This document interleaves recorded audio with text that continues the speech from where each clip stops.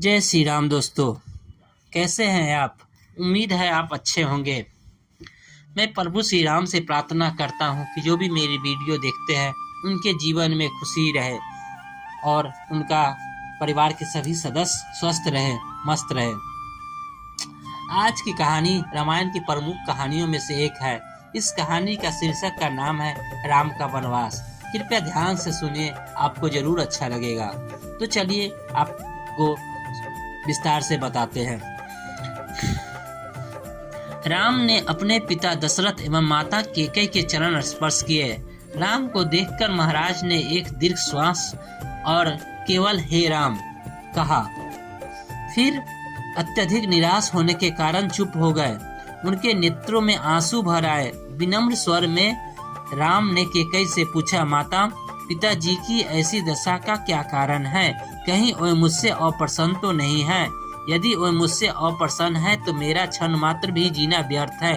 कैकेयी बोली, बस महाराज तुमसे अप्रसन्न तो हो ही नहीं सकते, किंतु इनके हृदय में एक विचार आया है जो कि तुम्हारे विरुद्ध है, इसलिए ये तुमसे संकोचवश कह नहीं पा रहे हैं। देवासुर संग्राम के समय इन्होंने मुझे 2 वर देने का वचन दिया था। अवसर पाकर मैंने इनसे वो दोनों वर मांग लिए हैं।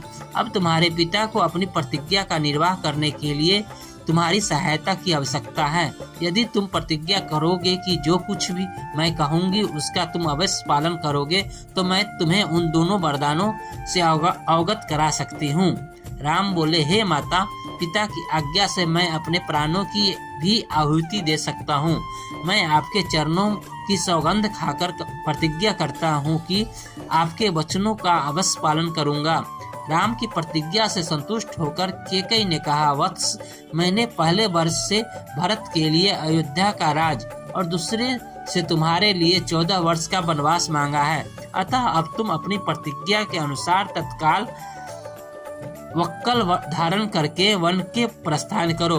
तुम्हारे मोह के कारण ही महाराज दुखी हो रहे हैं, इसलिए तुम्हारे वन के प्रस्थान के पश्चात ही भरत का राज्याभिषेक होगा।